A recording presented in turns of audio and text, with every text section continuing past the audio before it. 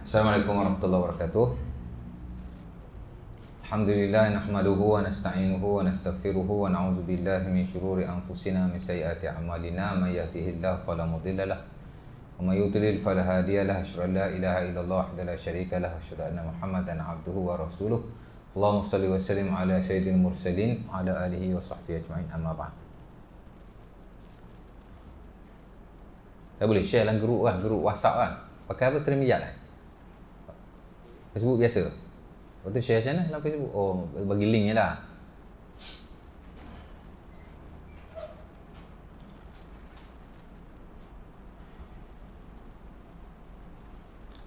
Syukur kepada Allah Ta'ala, malam ni kita dapat sambung kuliah kita lah, walaupun kawan tak ramai. Tapi mudah-mudahan dapat dimanfaatkan lah.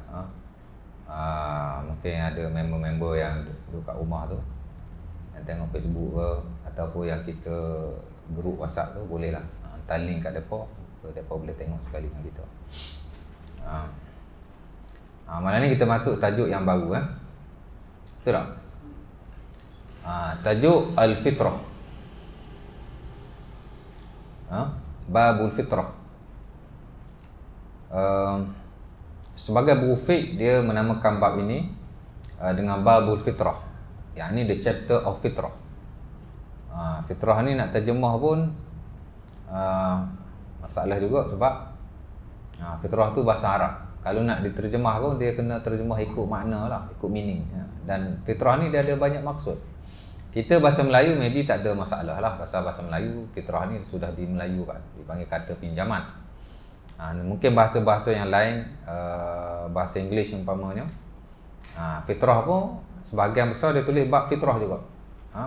Kemudian dijelaskan maksud fitrah itu di bawah definisi. Pasal fitrah ni nak terjemahkan dia ada banyak maksud.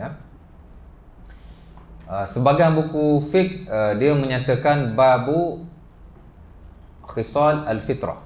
Bukan babul fitrah, tapi dia buat bab khisal al-fitrah. Khisal ni maksudnya ciri-ciri fitrah. Khisal makna sifat-sifat atau ciri-ciri. Samalah, itu hanya penggunaan istilah dari sudut bab tabwib. Mana dia bila membabkan tu, dia masuk perkataan-perkataan ikut suka dia lah. Janji dia tak lari daripada fitrah. Ada sebagian buku tulis babu sunanil fitrah, bab sunnah-sunnah fitrah. Kerana fitrah itu juga merujuk kepada sunnah. Dan bila kita bincang tentang definisi nanti, kita akan dapati sebahagian maksud fitrah ialah sunnah, merujuk kepada sunnah Nabi SAW. Baik. Ada sebagian buku dia tulis siwak, babus siwak wal fitrah, ataupun babus siwak wa khisal al fitrah. Dia masuk siwak terus, kemudian baru dia masuk fitrah-fitrah yang lain. Dari sudut pembabannya, pentabwibkannya itu. Dari sudut bab tu dia terus menamakan babus siwak wa khisalul fitrah, bab siwak dan fitrah. Dia mendahulukan siwak. Memang kita dapati dalam buku-buku fiqh memang mereka membahaskan tentang siwak terlebih dahulu berbanding membincangkan tentang sunnah-sunnah yang lain, ataupun fitrah-fitrah yang lain. Siwak mari dulu, sebab itu dia menamakan terus bab berkenaan dengan babus siwak wal fitrah, ataupun wa khisalul fitrah, ataupun wa sunanil fitrah. Baik. Dan bila kita lihat fitrah ni, pertama makna dia lah definisi. Dan Allah Subhanahu Wa Taala sebut fitrah ni dalam Quran ada beberapa ayat. Antaranya kita boleh lihat dalam surah dalam surah Ar-Rum, ayat yang ke-30, di mana kata Allah, fa aqim wajhaka lid-dini hanifa fitratallah allati fataran nas 'alaiha la tabdila li khalqillah zalika ad-dinul qayyim walakinna aktsaran nasi la ya'lamun. Surah Ar-Rum ayat 30. Antaranya juga ialah dalam surah surah Fatir. Dalam Quran ada satu surah sempena dengan nama Allah Fatir, yakni yang telah memfitrahkan. Alhamdulillahi fatiris samawati wal ard ja'ilil malaikati uli ajnihatin mathna wa thulatha wa ruba' wa yazidu fil khalqi ma yasha innallaha ala kulli syai'in qadir. Dan mungkin ada beberapa lagi ayat-ayat yang lain yang menyebut tentang fitrah. Sementara dalam hadis-hadis Nabi SAW memang ada banyak hadis lah tentang fitrah. Sebab itu ulama membawakan dengan babul fitrah. Antaranya hadis yang diriwayatkan dalam Sahih Bukhari dan Muslim. Hadis yang paling masyhur lah dalam bab ini ialah hadis di mana Nabi SAW bersabda, qala Nabi SAW al-khamsum minal fitrah. Kata Nabi khamsum minal fitrah, 5 daripada fitrah. Kemudian Nabi hitung satu persatu, al-istihdad, al-khitan, qassu syarib, natful ibti wa taqlimul asfar. Ya. Al-istihdad kata Nabi, itu fitrah. Itulah mencukur bulu kemaluan, istihdad. Ya. As-siwak, tak ada, hadis ni tak ada as-siwak. Al-khitan, mana berkhitan, bersunat. Bersunat lah kawan Melayu kan. Ha? Bersunat. Arab panggil bersunat, khitan lah. Tak tahu kok Arab ada yang panggil sunat. Tapi orang Melayu lah bersunat, berkhitan lah, berkhitan lah. Qassu syarib, potong bulu trim misai, qassu syarib. Natful ibti, cabut bulu ketiak. Wa taqlimul asfar, dan juga memotong kuku. Ada hadis yang masyhur juga, antaranya dalam Sahih Muslim daripada Aisyah radhiyallahu taala anha, sama dengan hadis Abi Hurairah berkenaan, cuma ada pertambahan, dia jadi 10 dan dimasukkan as-siwak. Antaranya kata Nabi SAW, ashrum minal fitrah. Tadi khamsum minal fitrah, 5 daripada fitrah. Ni dia kata ashrum minal fitrah. Kata Nabi SAW, 10 daripada fitrah. Sebab itu kata Imam Nawawi dalam syarah Sahih Muslim, al-fitratu kasiratin li'anna Nabi qala ashrum minal fitrah, khamsum minal fitrah. Mana fitrah ni dia kata banyak. Sebab itu Nabi kata 5 daripada fitrah, 10 daripada fitrah. Mana banyak lagi. Apa dia? Qassu syarib. Aisyah pun kata, Nabi kata ada 10 fitrah. Nabi pun menghitung satu persatu. Qassu syarib, menteri misai. Macam tadi jugalah ada qassu syarib juga. I'fa'ul lihyah, meninggalkan janggut. Tadi tak ada. Hadis hak mula-mula tadi tak ada meninggalkan janggut. Dia duduklah hadis ni. Lagi as-siwak, bersugi, mencuci gigi. Hadis tadi tak ada, tapi hadis ni ada. Intisyaqul ma, masuk air ke dalam hidung, yang ni ketika berwudu. Kita panggil sebagai al-istinsyaq. Bila kita sedut air masuk dalam hidung, kita panggil al-istinsyaq. Sunnah di sisi majoriti di atas hadis ini dan hadis-hadis yang lain, wajib di sisi segelintir. Wajib tu bahasa hidung tu, tapi segelintir lah. Tapi ulama-ulama hadis yang besar lah, antara Imam Syaukani dan sebagai ulama hadis yang lain, dia kata wajib lah. Kerana hidung ni duduk dalam muka. Muka wajib basuh kan, hidung wajib juga, dia kata. As-siwak, istinsyaqul ma. Kemudian qassu syarib, potong qassu syarib sebut tadi. Kemudian istinsyaqul ma, kemudian qassul asfa, potong kuku, tadi ada juga. Kemudian halqul anah, memotong bulu kemaluan, tadi pun ada al-istihdad. Kemudian natful ibti, cabut bulu ketiak, tadi pun ada. Kemudian natful ibti, kemudian ghuslul barajim, membersihkan lubang-lubang yang terpencil pada badan. Lubang pusat kita, lubang-lubang telinga kita, itu al-barajim. Tapi al-barajim lebih merujuk kepada lubang pusat lah, al-barajim. Kerana di situ kadang-kadang kulit kita tak kena air, maka membasuhnya mestilah, terutama bila kita mandi wajib atau seumpamanya. Sementara kotoran berkumpul di situ. Lagi intiqasul ma, istinja. Hadis tadi tak ada, hadis ni ada. Wa nasit wa qala ar-rawi wa nasitul ashira illa an takuna al-madmadah. Dan akhir sekali rawi kata, aku lupa, aku rasa al-madmadah, yakni berkumur. Hadis tadi tak ada, tapi hadis ni ada. Kalau campur-campur hadis Abi Hurairah yang pertama yang saya baca dengan hadis Aisyah, dia jadi 11. Lebih kurang lah. Baik. Dan bila melihat keseluruhan ayat-ayat Quran dan hadis-hadis Nabi SAW, dari situ ulama mengeluarkan maksud fitrah itu sendiri. Ada ulama yang mendefinisikan fitrah sebagai aslul khalqi, asal-asal kejadian. Apa yang ada di langit dan apa yang ada di bumi. Asal-asal kejadian itu. Aslul khalqi ataupun awalul khalqi. Especially bila kita lihat dalam tafsir-tafsir yang muktabar seperti tafsir At-Tabari, Al-Qurtubi dan selain. Berdalilkan ayat Quran, antaranya surah yang saya baca tadi Ar-Rum ayat 30. Allah Taala kata fitratallah allati fataran nas 'alaiha. Fitrah Allah yang Allah Taala telah memfitrahkan ke atas manusia. Nampak? La tabdila li khalqillah, tidak boleh mengubah akan fitrah Allah. Asal kejadian, maka kita tidak boleh mengubahnya. Kenapa orang lelaki tak boleh orang kata apa, memakai pakaian perempuan ataupun jadi macam perempuan? Kerana ia merubah fitrah. Itulah aslul khalqi. Aslu khalqi rajul, mengubah asal kejadian lelaki.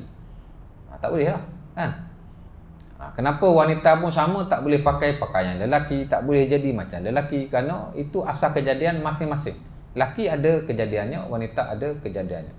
Dan begitu juga dalam hak ehwal yang lain. Kenapa kita tak boleh an-namisah dia panggil, wal mutanammisah, tak boleh cabut bulu-bulu yang ada di muka, melainkan yang disuruh lah, umpama bulu misai, trim boleh lah, kan? Tapi lain-lain tak boleh. Nak trim bulu kening ataupun nak cukur sementara, dia panggil an-namisah. Dan Nabi SAW dalam hadis Bukhari ataupun Muslim daripada Ibn Mas'ud dan selainnya mengharamkan perkara berkenaan. La'anallah an-namisah wal mutanammisah. Nabi kata Allah Ta'ala melaknat an-namisah wal mutanammisah.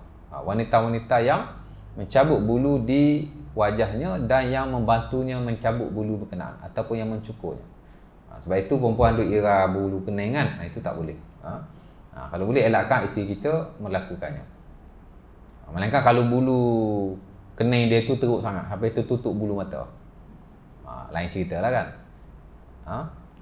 Tapi in the normal case, bulu-bulu di wajah mesti dibiarkan. Jadi tak perlulah.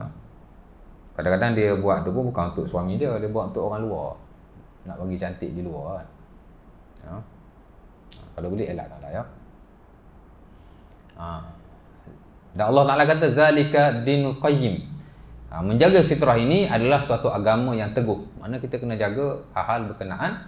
Dan Allah Ta'ala kata walakinna aksaran nasi la ya'lamun, akan tetapi ramai manusia yang tidak mengetahui. Ramai manusia yang tidak mengetahui akan fitrah-fitrah ini, lalu mereka merubahnya, lalu mereka mengubah suainya, termasuk juga ajaran agama. Itu juga satu bentuk fitrah. Sebab itu selain daripada definisi fitrah ialah al-Islam, fitrah juga didefinisikan sebagai al-Islam. Fitrah tu ialah Islam. Sebab tu tak boleh ubah ajarannya. Mesti dikekalkan di atas ajaran yang asal atau original. Kullu mauludin yuladu 'alal fitrah. Kata Nabi dalam Sahih Muslim, setiap yang lahir itu lahir di atas fitrah, yakni Islam. Daripada hadis itu ulama mendefinisikan al-fitrah selain daripada definisi yang pertama tadi, itulah al-khalqu, aslul khalqi, awalul khalqi, awalus sun'ah, atau perkataan-perkataan yang lain yang seumpama dengannya. Mereka juga mendefinisikan sebagai Islam. Sebab itu tak boleh diubah ajaran Islam. Walakinna aksaran nasi la ya'lamun. Allah Ta'ala kata akan tetapi ramai manusia yang tidak mengetahuinya. Melainkan jika mereka benar-benar mempelajari dan mengerti akan ajaran Islam itu. Baik.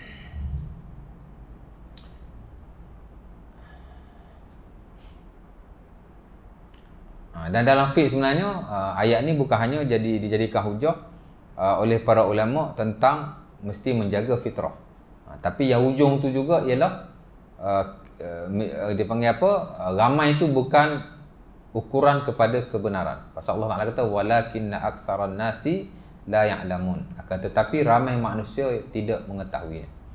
Mana ramai itu bukan maksud ukuran kepada sesuatu kebenaran. Di samping ayat-ayat lain yang menyebut perkara yang sama. Walakinna aktsaran nasi la ya'lamun. Walakinna aktsaran nasi la ya'lamun. Dalam konteks syariat secara am, bahkan secara khusus dalam ilmu fiqh yang kita bincangkan, majoriti dalam banyak kes, banyak pendapat yang menyebelahinya. Memang banyaklah pendapat-pendapat dalam perkara ijtihad yang bersabit dengan fiqh ni.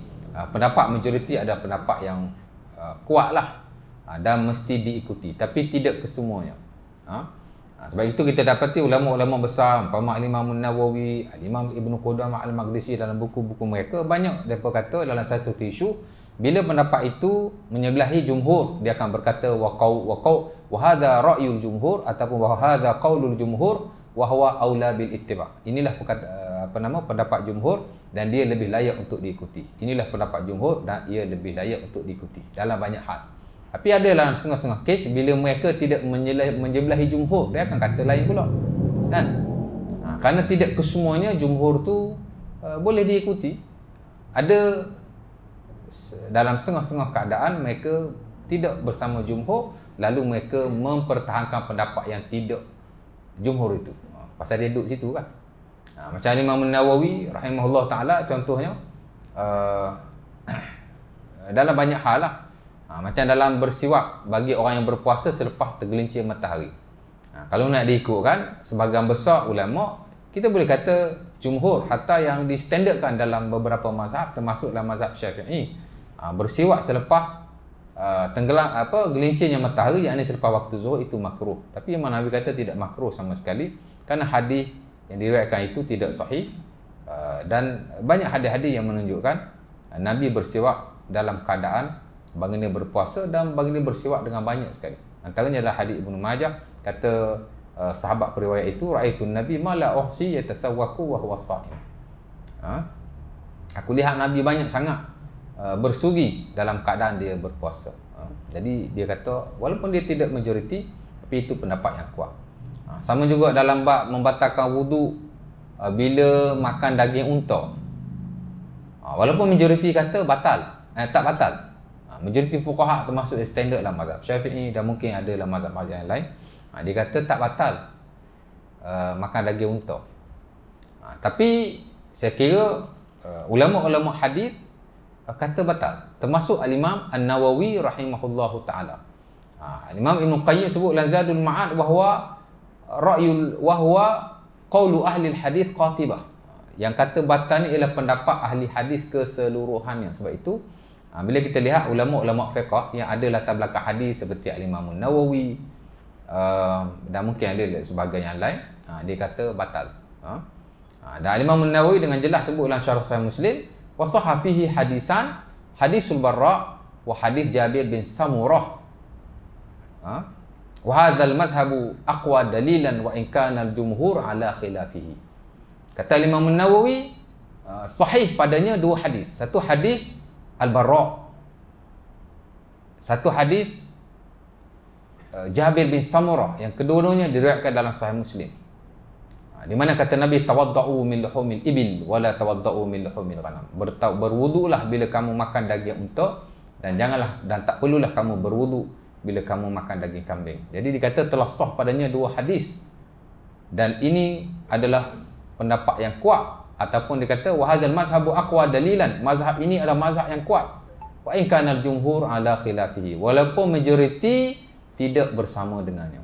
Mana dalam kes ni dikata walaupun majoriti kata tak batal, tapi pendapat yang kata batal walaupun dia tidak majoriti, walaupun hanya segelintir ulama yang kata batal, ia adalah pendapat yang kuat dengan dalil-dalilnya. Itu kata al-Imam An-Nawawi rahimahullahu taala. Yang ni dalam kes ni dia sokong yang minoriti lah. Sama juga dalam beberapa kes yang lain.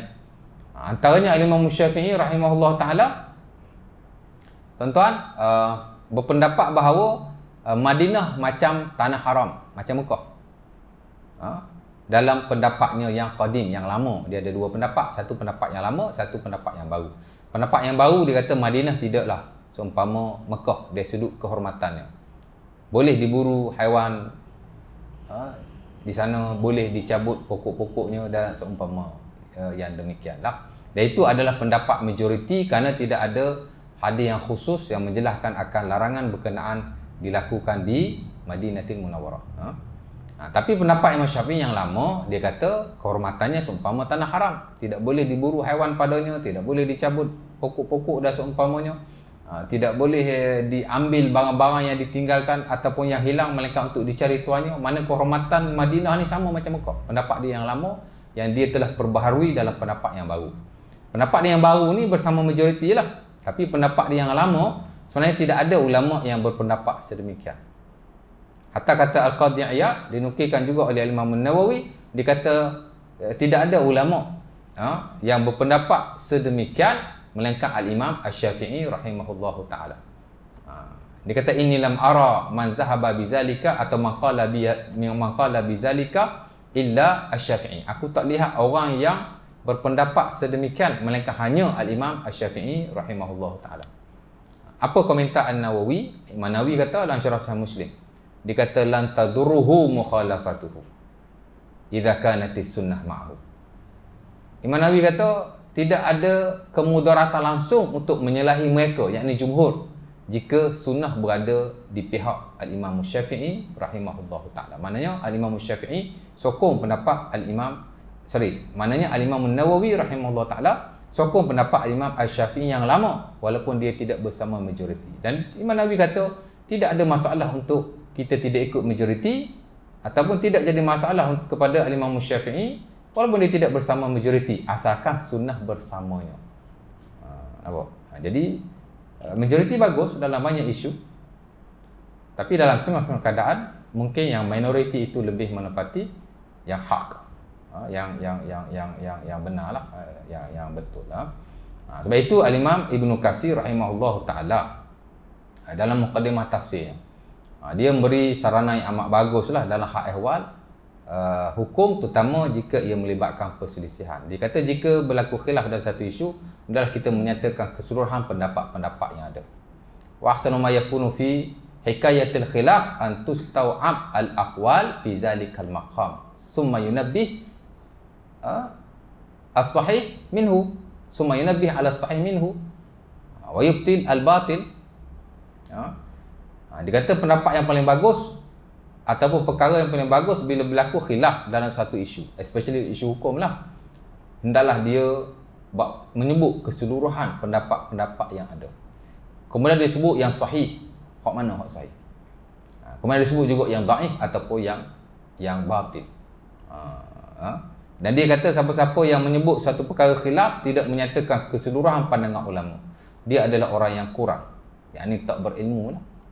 Wa man haka khilafan fi mas'alatin wa lam yasta'ib aqwalan nas fiha fa huwa naqis. Kata beliau, siapa-siapa yang menyebut satu benda khilaf tapi tak sebut pendapat-pendapat ulama keseluruhannya, maka dia adalah orang yang kurang, naqis. Ilmu dia tak banyaklah ataupun dia tak cukup. Tak bolehlah macam tu dia kata. Jadi jika ada perkara itu diperselisihkan, adalah menyebut keseluruhan pendapat ulama. Kemudian dia menyatakan yang mana sahih dan yang mana tidak sahih. Dia kata apa? La'alla ayyakuna as-shawab fi tarkihi. Kenapa kita kena sebut semua pendapat ulama? Takut-takut yang benar berada di pihak yang lain. Kalau kita duk pegang hak tu saja, kan? Tak tengok hak lain. Dia kata takut kebenaran berada pada pihak yang lain. Jadi dia kata, ataupun jika dia menyebut satu khilaf, au yahki al-khilaf walam yasta'ib aqwalan nas wa yutalliquha fa wa naqis aidan. Ataupun bila disebut satu perkara sedangkan dia tahu benda tu khilaf tapi dia sebut satu pendapat saja, dia adalah orang yang naqis, mana orang yang tidak cukup. Jadi kena sebut secara keseluruhan dan lihat perbincangan para ulama. Balik pada yang tadi, mana majoriti ni bukan jadi satu syarat lah. Kalau nak kira majoriti, kan, Nabi masa mula-mula dia berdakwah, dia seorang saja. Jadi kalau kita nak pegang majoriti betul dalam semua hal, jadi kalau kita duduk zaman Rasulullah SAW, kita tak ikut Nabi ya. Kita ikut Quraisy ya. Ya tak? Sementara ulama-ulama telah menaskan majoriti bukanlah ukuran kebenaran secara mutlak. Walau bagaimanapun dalam isu-isu fiqh ini majoriti lebih menepati kebenaran, tapi tidak kesemuanya ya. Baik. Jadi makna fitrah itu maksudnya ialah aslul khalqi, asal-asal kejadian. Maksudnya juga ialah al-Islam, dan fitrah juga didefinisikan oleh sebagian ulama, especially ulama-ulama fiqh yang kita sebut sebagai fuqaha. Dia kata fitrah ini ialah sunnah, yakni sunnah Rasulullah sallallahu alaihi wasallam. Di antara hadis-hadis yang telah saya baca, Nabi kata khamsun minal fitrah, ashrun minal fitrah, 5 daripada fitrah, 10 daripada fitrah, merujuk kepada sunnah-sunnah Rasulullah sallallahu alaihi wasallam yang berkaitan dengan tubuh badan kita, especially yang berkaitan dengan tubuh badan kita, potong misai, simpan janggut, hal-hal yang saya sebut daripada hadis Abi Hurairah dan juga hadis Aisyah radhiyallahu taala anha, kesemua yang merujuk kepada sunnah-sunnah yang ada pada tubuh badan kita. Jadi dia very related dengan fitrah yang disebut juga oleh Allah Subhanahu Wa Taala, itulah asas-asas kejadian manusia. Jadi walaupun dia sunnah Nabi, tapi dia yang bersabit dengan tubuh badan kita. Trim misai, simpan janggut, bersihkan lubang-lubang pada badan, berkhitan dan hal-hal seumpama itu. Baik. Kemudian kita pergi poin yang pertama, itu definisi. Disunatkan bersiwak pada setiap masa. Ini disepakati oleh para ulama, hatta dimatangkan dalam matan mazhab Syafi'i, umpama matan Abi Syuja', matan An-Nihayah wa Taqrib oleh al-Imam Abi Syuja', katanya wa yustahabbu as-siwak fi kulli halin, dan digalakkan bersiwak pada setiap masa dan keadaan. Wa yustahabbu as-siwak fi kulli halin illa li sha'im ba'da zawal. Digalakkan bersiwak kepada dalam setiap masa dan waktu, melainkan kepada orang yang berpuasa selepas gelincir matahari. Dia sebutlah konteks mazhab Syafi'i lah. Tapi nak cerita, beliau telah mematankan bahawa bersiwak walaupun dalam konteks mazhab Syafi'i digalakkan pada setiap masa dan pada setiap ketika, dan itulah juga yang disebut dalam mazhab-mazhab yang lain dalam buku-buku fiqh mereka. Di atas hadis-hadis yang banyak lah, antaranya hadis Aisyah yang diriwayatkan dalam Sunan An-Nasa'i. Saya kira dalam bab siwak, itulah hadis yang paling masyhur sekali. As-siwaku matharatun li fammi mardatun li rabbi. Hadis ini juga diriwayatkan oleh Al-Bukhari secara mu'allaq dalam sahihnya. Tapi diriwayatkan secara mausul, yakni dengan sanad yang bersambung dalam Sunan An-Nasa'i. Kata Nabi, siwak itu suci bagi mulut, redha bagi Tuhan. Siwak adalah sunnah para nabi radhiyallahu alaihimus salatu wassalam. Siwak ni bukan hanya sunnah Nabi SAW, tapi dia juga adalah sunnah para anbiya, para nabi dan rasul. Di atas beberapa hadis, antaranya ialah hadis Ahmad daripada Abi Ayyub Al-Ansari, di mana kata Nabi SAW, arba'un min sunanil mursalin as-siwak. Ada 4 sunnah para rasul, kata Nabi. Dia sebut 4. An-nikah, as-siwak, an-nikah, as-siwak, at-ta'atur, berkahwin, bersiwak, memakai wangi-wangian. Satu lagi anda lupa. As-siwak, an-nikah, al-haya, dan juga malu. Jadi an-nikah, as-siwak, al-haya wa ta'atur. Bernikah, bersiwak, malu, dan juga memakai wangi-wangian. 4 ni adalah sunnah para anbiya, kata Nabi SAW dalam hadis berkenaan. Jadi dia adalah sunnah para anbiya. Pasal bersih kan? Betul tak? Siwak menyucikan mulut dan mendekatkan diri kepada Allah, saya dah sebut tadi. Hatta Nabi SAW bila bangun bertahajud kepada Allah, Nabi akan bersiwak terlebih dahulu. Karena Nabi idza qama minal laili yashusu fahu bisiwak. Kata Huzaifah dalam Sahih Muslim, Nabi bila bangun sembahyang malam, setengah riwayat, kerana Nabi idza qama liyatahajjad yashusu fahu bisiwak.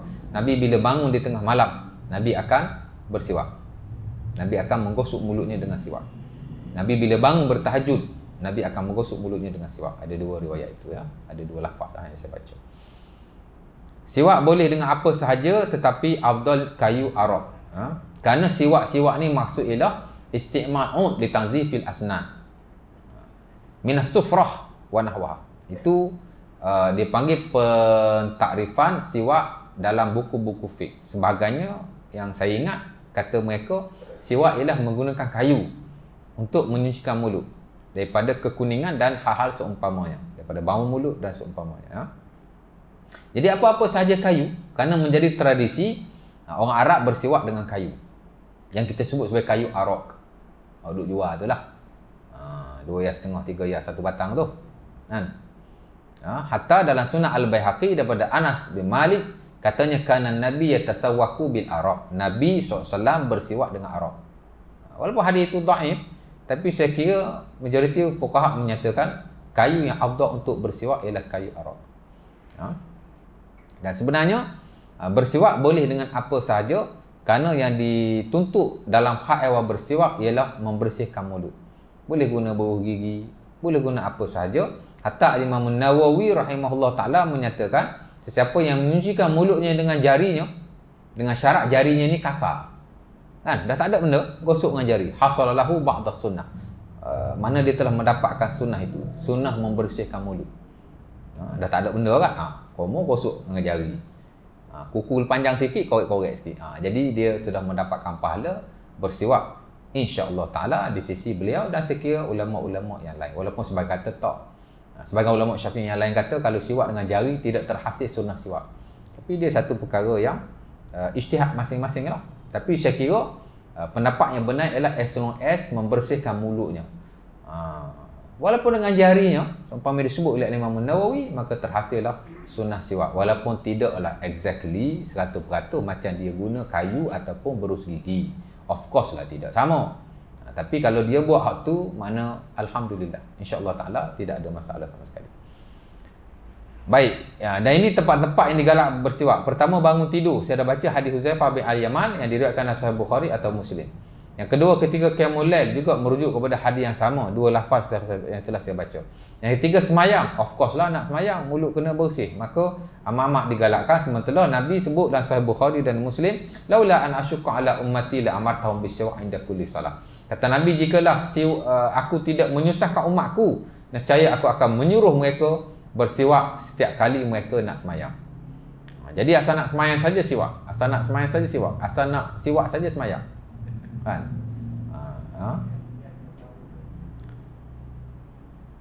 Dan di sana ada juga perbincangan ulama yang lain. Boleh tak nak siwak dalam masjid? Bagi ulama memakruhkan. Umpama yang standard dalam mazhab Maliki, bersiwak dalam masjid dimakruhkan. Especially bila bersiwak di atas tika-tika semayang. Bila time nak semayang sebelum angkat takbir tu, masa tu dah dia sibuk nak siwak. Kenapa mereka memakruhkan? Pertama ialah kerana dibimbangi mereka akan mencemarkan masjid dengan membuang kotoran-kotoran dalam gigi-gigi mereka. Yang kedua ialah tidak beradab lah, tak nak semayang, kan? Yang di mana bila dia semayang berjemaah, ada sahabat di kanan kirinya. Jadi dia kata tak elok sangat, macam tak beradab. Sementara Nabi SAW sebut dalam hadis yang lain, antaranya dalam hadis Ahmad, Nabi kata, kalau tidak aku menyusahkan umatku, aku akan suruh mereka bersugi ketika semayang, ketika wudu. Laula ana syukka ala ummati la amartu bisiwak ma'a kulli wudu. Inda kulli solah ma'a kulli wudu. Kalaulah aku tidak menyusahkan umatku, Nabi kata aku akan menyuruh mereka bersugi ketika nak semayang, tapi ada tambahan bersama-sama dengan wudu. Dan kata para ulama, especially Malikiyah, itulah tempat wudu yang paling bagus. Itulah kita berwudu, kita bersiwak semasa wudu. Kerana bila kita siwak, kita komo kan. Kita siwak, kita basuh tangan, kita komo. Maka itu lebih baik dan lebih menepati kemaslahatan pembersihan mulut itu sendiri. Tapi kita tak nafi sebagai ulama masih menggalakkan kita bersiwak tanpa wudu. Walaupun ketika nak semayang, sekira-kira kita tidak menyakiti kawan sebelah menyebelah kita. Kan? Bila dia nak angkat takbir tu, dia gosok-gosok sikit, simpan. As long as dia tak menyakiti sebelah menyebelah, masih tertakluk di atas hadis, laula an asyqa ala ummati la amartahum bisiwak inda kulli salah. Kalau aku tidak menyusahkan umatku, aku akan menyuruh mereka bersiwak setiap kali nak semayang. Masih tertakluk kepada hadis yang am. Bolehlah insya-Allah taala. Cuma sebaik-baiknya kita berwuduk sebelum itu. Kerana tak ada syarat. Bila Nabi kata, kalau aku tidak menyusahkan umatku, nescaya aku suruh mereka bersugi setiap kali nak semayang, tak ada syarat ketika nak angkat takbir tu. Macam Allah Taala kata lah, ya ayyuhallazina amanu idza qumtum ila shalah faghsilu wujuhakum. Ayat surah Al-Maidah ayat ke-6 yang telah kita bincang pasal pernah sebutlah sebelum ni pasal wudu tu. Bila Allah Taala kata, wahai orang beriman, ketika kamu berdiri nak semayang, kamu ambil wudu. Tak jadi syarat masa kita nak angkat takbir tu kita ambil wudu. Before tu lagi. Jadi samalah dalam hak haiwan bersugi dalam konteks yang sama. Kan? Jadi tak ada syarat masa nak angkat takbir tu duduk tonyok-tonyok. Sebaik-baiknya sebelum kita nak masuk masjid tu kita dah tonyok-tonyok dan berkomuk. Itu lebih baik. Jadi asal nak takbir je. Jadi tak ada syarat lah. Tapi kalau orang buat pun as long as dia tidak menyakiti orang sebelah menjulah, maka tidak ada masalah. Dan as long as dia tidak buang kotoran yang ada dalam mulutnya keluar ke kawasan masjid, itu boleh jadi haram lah ya. Sebab itu ulama-ulama Maliki memakruhkan hal berkenaan selepas makan. Of course lah, bila kita makan mulut kita bau.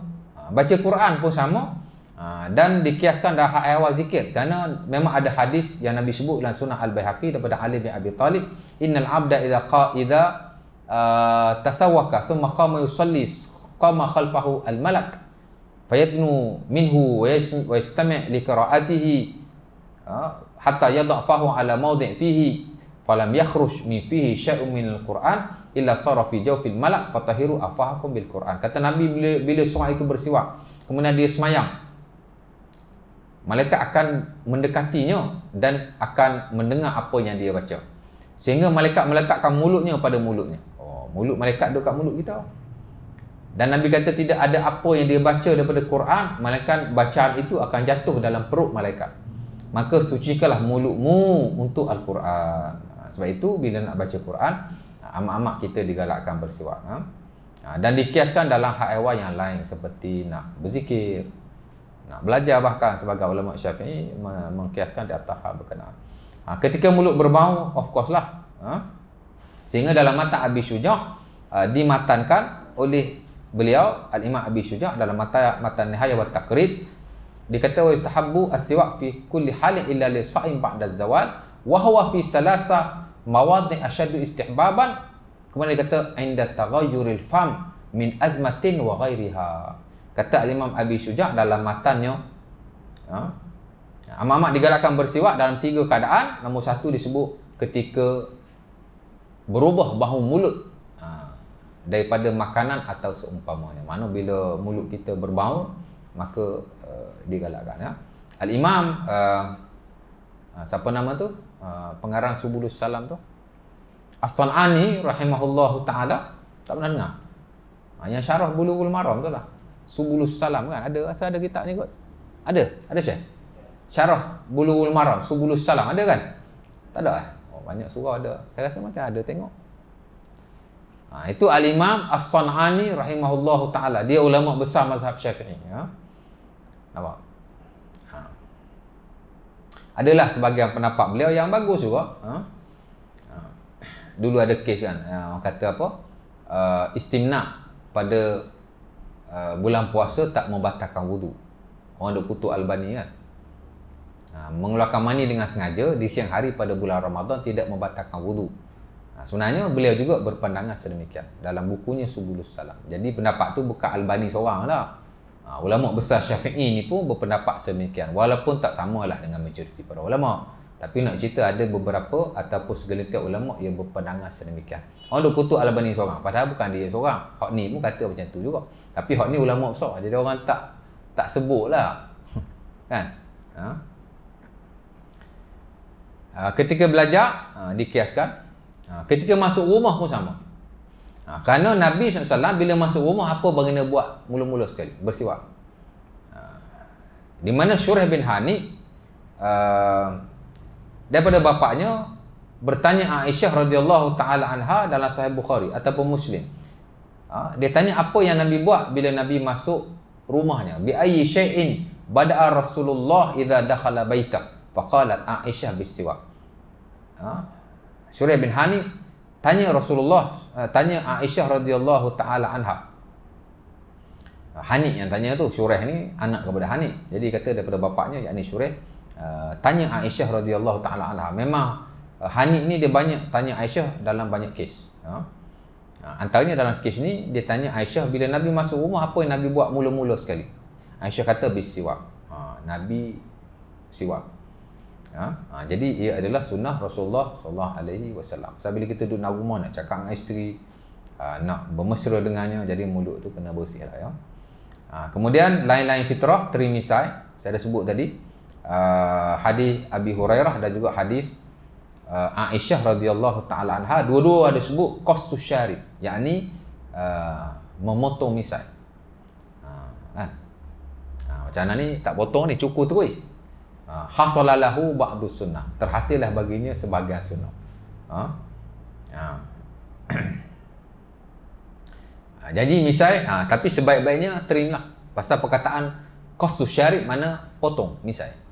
Ataupun ihfa'us syarib, setengah hadis sebut ihfa'us syarib mana trim misai.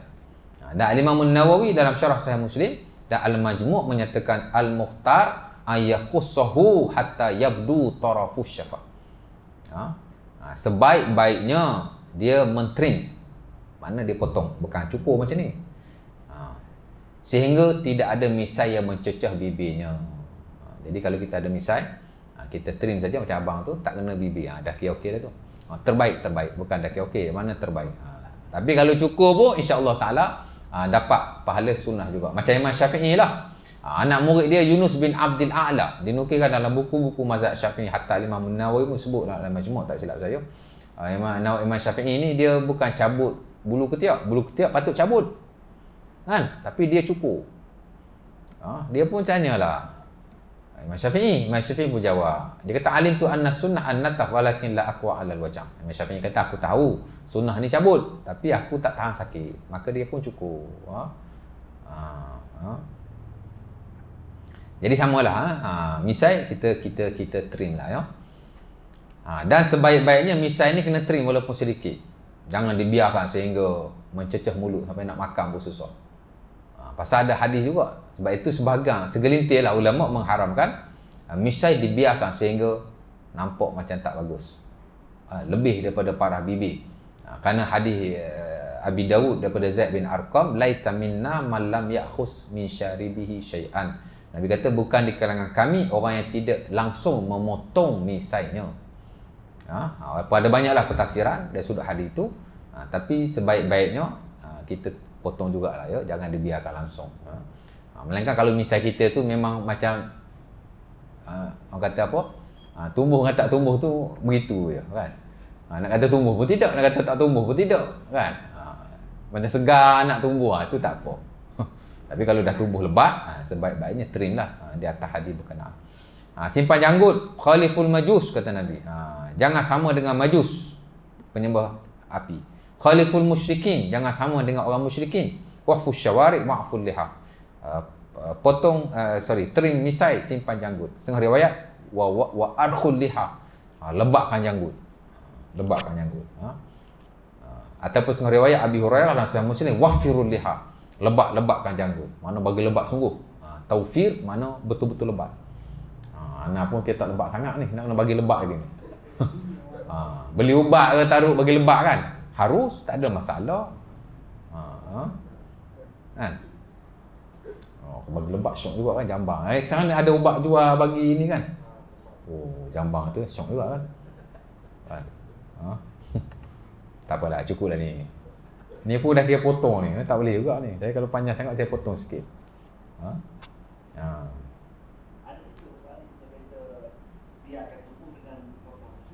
Potong sikit tu sebenarnya dia sebahagian kata tak boleh potong lah. Dia mengharamkan memotong janggut. Kerana dia melihat menyimpan janggut ni wajib. Tapi dia tidak majoriti. Adapun majoriti kata menyimpan janggut ni hanya sunnah saja yang merujuk kepada fitrah. Di mana fitrah ni dalam hak ehwal seumpama ini dia tidak wajib.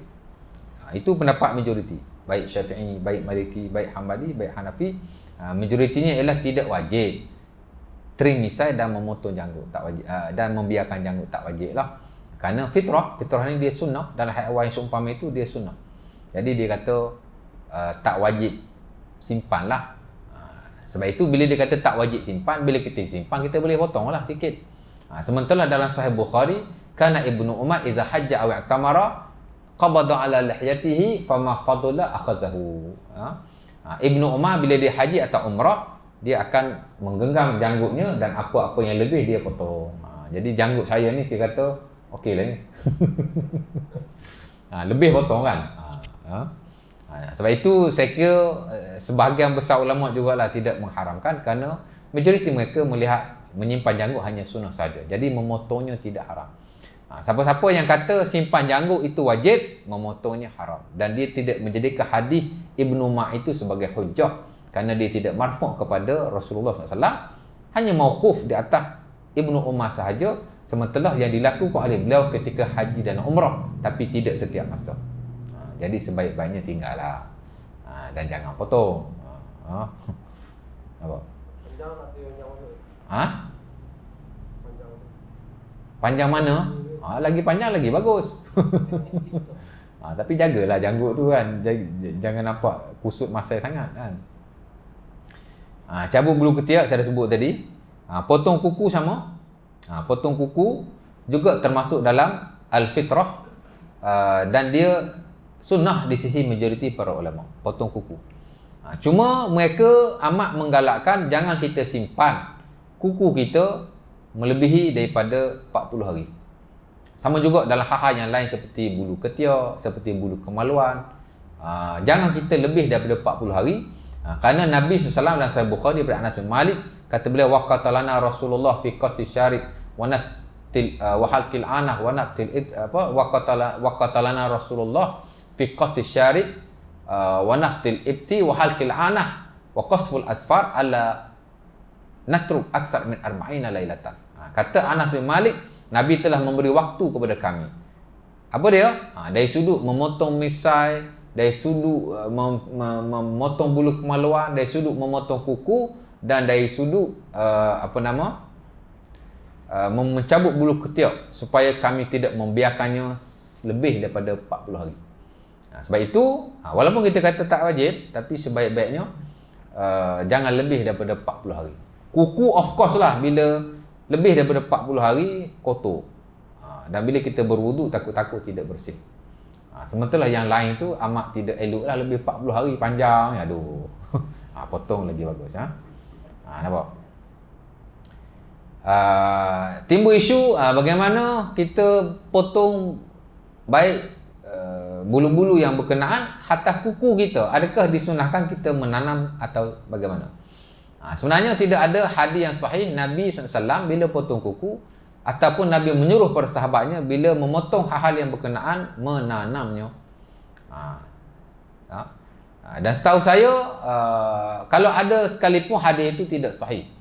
Umpama hadis yang diriwayatkan dalam Al-Bazzar, At-Tabrani, dan juga Al-Imam Al-Bukhari pada sebut, tapi bukan dalam sahihnya, tapi dalam Tarikh Baghdad. Tarikh Baghdad kan, buku yang Bukhari karang, Tarikh Baghdad. Adalah hadis itu diriwayatkan, itulah hadis daripada Mil bin Misrah. Mil bin Misrah atau Misrah dengan sin ke dengan shin, saya tak ingat, lama tak baca kan. Di mana beliau bila dia potong kuku dia akan menanamnya. Wa kana sahiba Rasulullah SAW, dan dia adalah sahabat Nabi SAW. Dia bersama dengan Rasulullah. Idza qallama kata kata anaknya tak silap saya, atau kata periwayat, idza qallama asfaruhu jama'aha thumma yakfinuha fil ard. Bila dia potong kuku dia akan menghimpunkannya kemudian dia tanam di bumi, ya. Dia tanamlah. Hatta Imam Ahmad rahimahullah taala dalam sebahagian buku, antaranya dalam Al-Mughni, dinukilkan oleh Al-Imam Ibnu Qudamah, dia ditanya bila seorang potong kuku, ayakfinuha fil ardi au yulqiha, adakah dia nak tanam ataupun dia nak nak buang begitu sahaja. Kata Al-Imam Ahmad rahimahullah taala, dia kata ma balagani min hadis, tidak sampai kepadaku apa-apa hadis yakni daripada Rasulullah sallallahu alaihi wasallam, tapi adalah yang mauquf. Tapi dia kata wa kana Ibnu Umar yaf'aluhu, tapi Ibnu Umar ada diriwayatkan melakukannya. Mana Ibnu Umar bila dia potong dia tanam. Dan saya suka fatwa Syekh Abdul Mu'is, Abu Al-Mu'is. Dalam fatwanya dia kata memang tidaklah satu sunnah untuk kita tanam, tapi digalakkan di sisi majoriti para ulama. Mana sebahagian besar ulama menggalakkan. Dan dia kata walahu wajhun minal istihbab. Dia kata ada kebenaran galakannya itu, walaupun hadis itu dhaif. Hadal hadis la yartaqi ila sihah. Hadis yang seumpama itu Tidaklah sahih. Walahu wajhum min al-istihbab. Tapi ada kebenarannya dari sudut galakan itu. Kenapa? Kerana dia kata dia sebahagian daripada tubuh badan manusia. Ijra'an lil kulli lil juz'i 'ala al kull. Dia kata mastud sila minal badan. Apa-apa yang dikeluar daripada badan, fahuwa fi hukmul badan.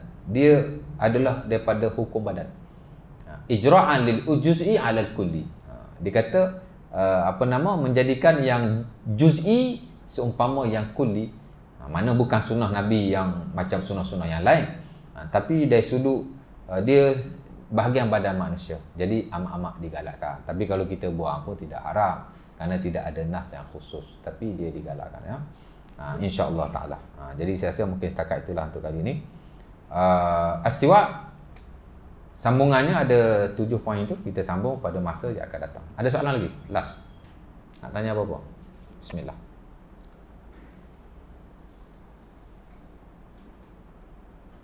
Dia tajuk ni dia simple je. Dia tak melibatkan perbahasan yang banyak lah. Cuma saya tak sebut sini khitan. Tertinggal. Betul tak? Tertinggal ni. Berkhitan tu saya tak sebut. Patut lepas daripada lepas siwak, perkara yang penting ialah khitan. Mungkin saya akan sebut pada waktu yang lain lah. Tapi dalam nota ni saya tertinggal ni. Patut lepas siwak tu terus bincang pasal khitan.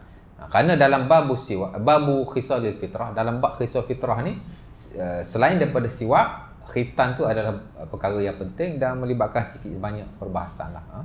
Hukum khitan, bila nak khitan, nampak? InsyaAllah ta'ala. Aku qul hadza, Assalamualaikum warahmatullahi wabarakatuh. Tutup majlis kita dengan tasbih kafarah dan surah Al-Asr.